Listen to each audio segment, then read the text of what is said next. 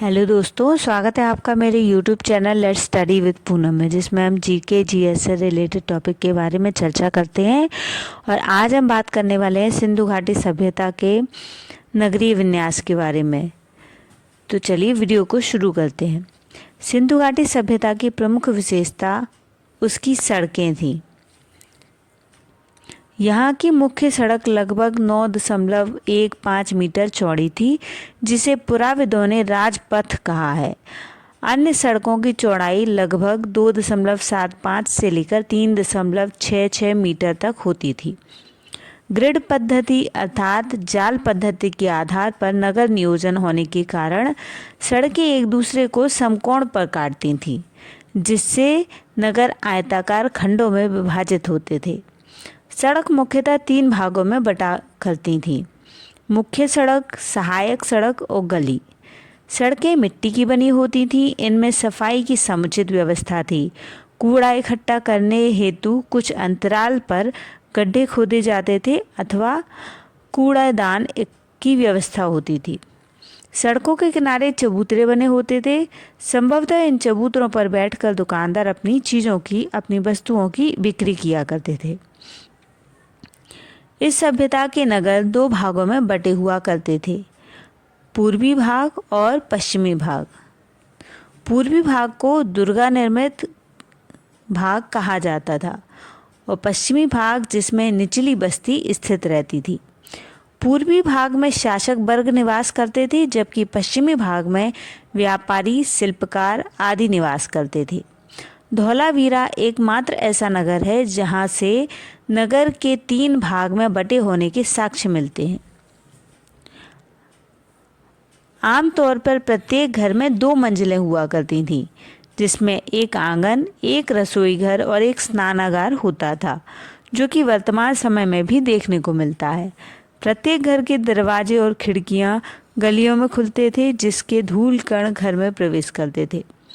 भवन सामान्यतः पक्की ईंटों से बने होते थे, जिनकी लंबाई, चौड़ाई और मोटाई का अनुपात 4:2:1 हुआ करता था।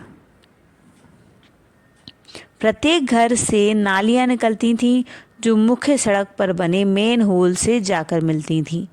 सड़क किनारे मुख्य नालियां ऊपर से ढकी हुआ करती थीं। A.L. वाशम के अनुसार इस प्रकार की जल निकासी व्यवस्था उस समय की तत्कालीन अन्य सभ्यताओं में विकसित नहीं हुई थी। इस सभ्यता में प्रत्येक नगर में अन्नागार हुआ करते थे, जो सिंधु सभ्यता के दौरान कृषि अधिशेष को दर्शाते हैं। अन्नागारों का प्रयोग आपातकाल के दौरान होता था। मोहनजोदाड़ो से विशाल अन्नागार और हड़प्पा से 6x6 की कतार में 12 अन्नागारों के साक्ष्य मिले हैं। सिंधु घाटी सभ्यता के नगर नियोजन के आधार पर आज 4 लेन और राजकीय पथ का निर्माण किया जाता है, जो एक दूसरे को समकोण पर काटती हैं। इससे सड़क दुर्घटना कम होने की संभावना रहती है, क्योंकि इस प्रकार की सड़कों पर सामने से आने वाली वाहनों पर ध्यान रखने में आसानी होती है। सिंधु घाटी सभ्यता के नगर नियोजन से प्रभावित आज भी विश्व के अधिकांश नगर नदियों के किनारे बसाए गए हैं, जिससे जल की आपूर्ति, आवागमन का साधन और व्यापार करना आसान हो जाता है। जैसे रोम टाइबर नदी के किनारे और पेरिस सीन नदी के किनारे बसा हुआ है। आधुनिक नगर नियोजन में ड्रेनेज सिस्टम सिंधु घाटी सभ्यता के नगर नियोजन की प्रेरणा से आधारित लगते हैं। इसके अतिरिक्त वर्तमान समय में शौचालय, कोल्ड स्टोरेज, वाटर टैंक आदि को भी सिंधु सभ्यता से प्रेरित माना जाता है।